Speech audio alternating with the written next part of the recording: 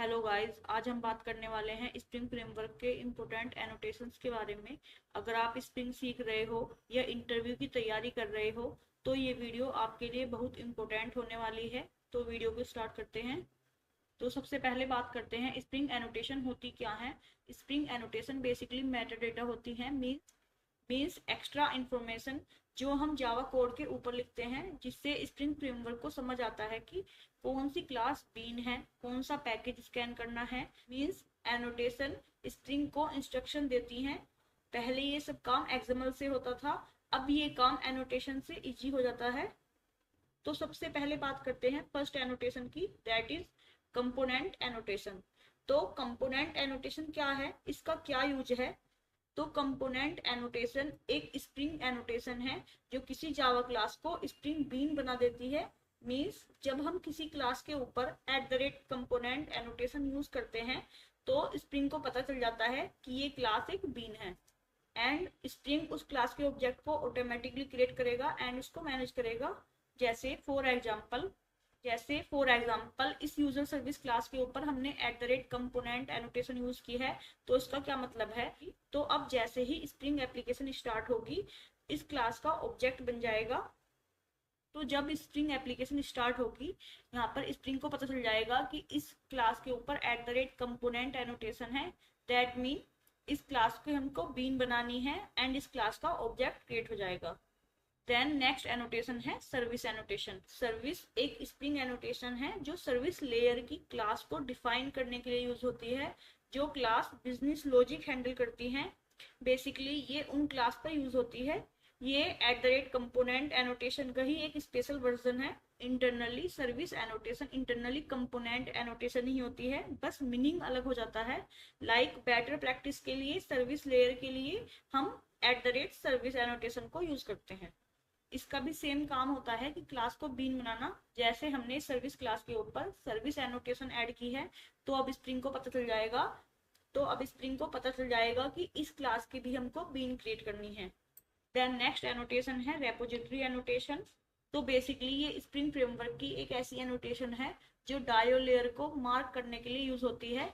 इसका मेनली काम database operation को हैंडल करना होता है। रेपोजिटरी एनोटेशन लगाने से स्प्रिंग को पता चल जाता है कि ये क्लास डेटाबेस लेयर का पार्ट है एंड ये भी क्लास को स्प्रिंग बीन बना देती है। इस एनोटेशन का एक मोस्ट इम्पोर्टेंट यूज है रेपोजिटरी एनोटेशन।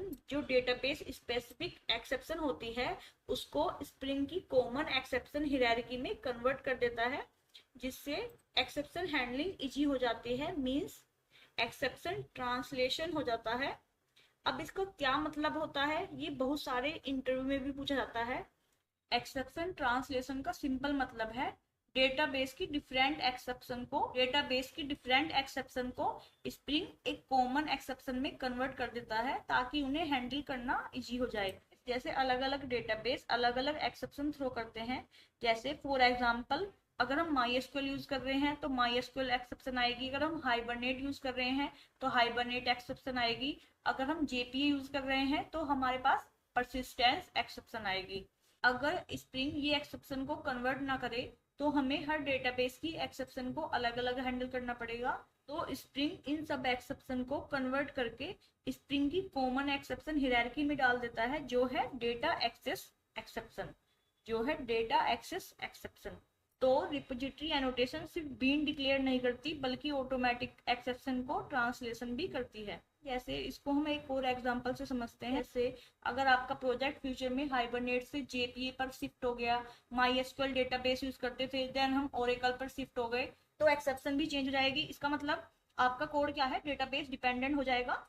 तो इसी इशू को रिजोल्व करने के लिए यहाँ पर एक्सेप्शन ट्रांसलेशन का कॉन्सेप्ट आया। देन नेक्स्ट एनोटेशन है ऑटोवायर्ड।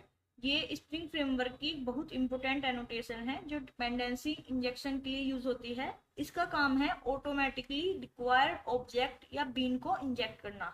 जैसे इस एग्जांपल में हमने यूजर रेपोजिटरी के ऊपर @ऑटोवायर्ड एनोटेशन यूज की है, तो स्प्रिंग खुद यूजर रेपोजिटरी का ऑब्जेक्ट इंजेक्ट कर देगा। देन नेक्स्ट एनोटेशन है qualifier annotation. Qualifier annotation spring framework की एनोटेशन है जो ऑटोवायर एनोटेशन के साथ यूज होती है। जब सेम टाइप की मल्टीपल बीन्स होती हैं ये स्प्रिंग को बताता है कि कौन सी स्पेसिफिक बीन इंजेक्ट करनी है। जैसे प्रॉब्लम समझो, क्यों क्वालिफायर एनोटेशन की नीड पड़ी। जैसे फॉर एग्जांपल यहाँ पर एक इंटरफेस है, इंजन इंटरफेस, जिसकी दो इम्प्लीमेंटेशन है, एक है पेट्रोल इंजन, एक है डीजल इंजन। अब यहाँ पर एक कार क्लास है, कार क्लास में इंजन को ऑटो वायर्ड कर दिया। अब हमने यहाँ पर कार क्लास में इंजन को ऑटो वायर्ड कर दिया, तो यहाँ पर स्प्रिंग कंफ्यूज हो जाएगा कि दो बीन्स मिल रही है, एक है पेट्रोल इंजन, एक है डीजल इंजन। तो यहाँ पर एरर आ जाएगी, non unique bean definition exception. तो अब इसका सॉल्यूशन क्या है, क्वालिफायर एनोटेशन। क्वालिफायर एनोटेशन से हम बता सकते हैं कि कौन सी बीन इंजेक्ट करनी है। अब स्प्रिंग यहाँ पर पेट्रोल इंजन बीन को इंजेक्ट करेगा। देन नेक्स्ट एनोटेशन है वैल्यू एनोटेशन। तो वैल्यू एनोटेशन से हम एप्लीकेशन डॉट प्रॉपर्टीज फाइल या एप्लीकेशन डॉट YAML फाइल की वैल्यू को हम डायरेक्टली जावा वेरिएबल में ला सकते हैं, हम डायरेक्टली यहाँ जावा वेरिएबल में ला सकते हैं। देन नेक्स्ट एनोटेशन है कॉन्फ़िगरेशन एनोटेशन। ये एनोटेशन स्प्रिंग फ्रेमवर्क में होती है ताकि हम जावा क्लास को कॉन्फ़िगरेशन क्लास बना सके। इसका मतलब होता है कि उस क्लास के अंदर हम स्प्रिंग बीन्स डिफाइन कर सकते हैं। देन नेक्स्ट एनोटेशन है component scan annotation. Component scan annotation spring को बताती है कि कौन से पैकेज स्कैन करने हैं, कौन से पैकेज स्कैन करने हैं जिन पैकेज के अंदर स्प्रिंग बीन हो सकती है। So guys, thank you for watching my video. So आज की वीडियो में इतना ही, मिलते हैं नेक्स्ट वीडियो में। Thank you guys for watching my video. अगर आपको ये वीडियो पसंद आई है तो प्लीज़ लाइक कीजिए और चैनल को सब्सक्राइब कीजिए।